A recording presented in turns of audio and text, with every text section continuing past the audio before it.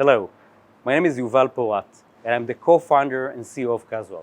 It's an honor to be speaking with you today.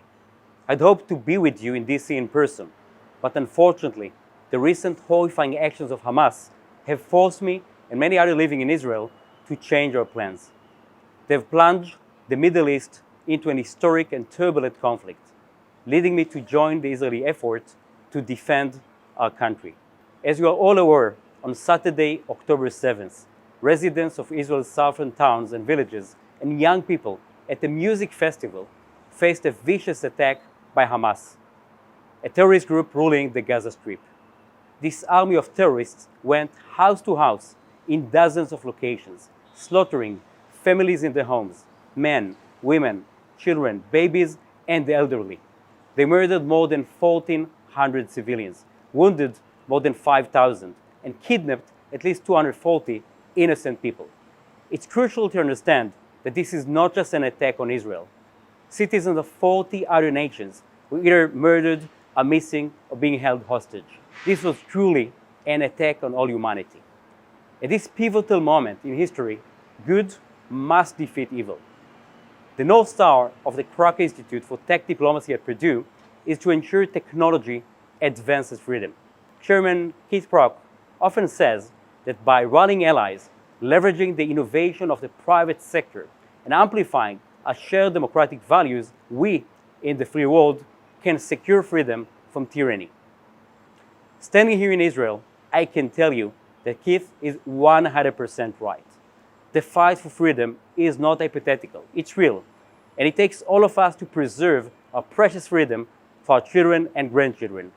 If we band together in a global trusted tech network of free tech freedom fighters, terror and tyranny have no chance. I'm incredibly heartened to see that Israel is not alone. The strong support from all of you gathered at the Tech Freedom Summit and from democracies worldwide is critical and much appreciated by every single Israeli.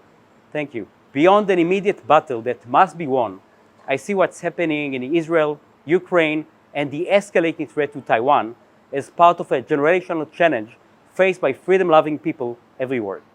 The company I founded, KAZUAR, exists precisely for this reason, to protect the institutions underpinning our democracies, including governments, businesses, and universities like Purdue, even from the most sophisticated cyber attacks by criminal organizations and malign state actors like China, Russia, Iran, North Korea, and others. KAZUAR assumes today we all operate in a compromised world, and we provide security even under compromise. A friend of the Kroc Institute, Taiwan's digital minister and its global tech security commissioner, Audrey Tang, said recently that Taiwan's cybersecurity agency estimates they face about 30 million cyber attacks every month, an average of 700 attacks every minute. About half of these originate from China. The intensity of these state-grade threats aim to empower authoritarian regimes and not only compromise individual institutions, but undermine the rule of law, property rights, and ultimately, our freedom.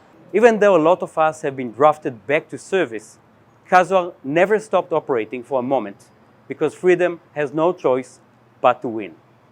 Dear friends, we feel blessed to count on your support and are more committed than ever to playing our part in the mission to advance freedom through trusted technology. I would like to extend my appreciation to President Meng Chang, Chairman Keith Kroc, CEO Michelle Gaida, and the Kroc Institute for Tech Diplomacy family for honoring KAZUAR with a participation in the prestigious Tech Freedom Summit. The recent events have further demonstrated that the time is now to emphasize trusted technologies that protect democracy and freedom from those who seek to undermine them in the most aggressive way. Technology must advance freedom. For me, this mission has never felt more urgent or personal. Thank you all, and warm regards from the free land of Israel.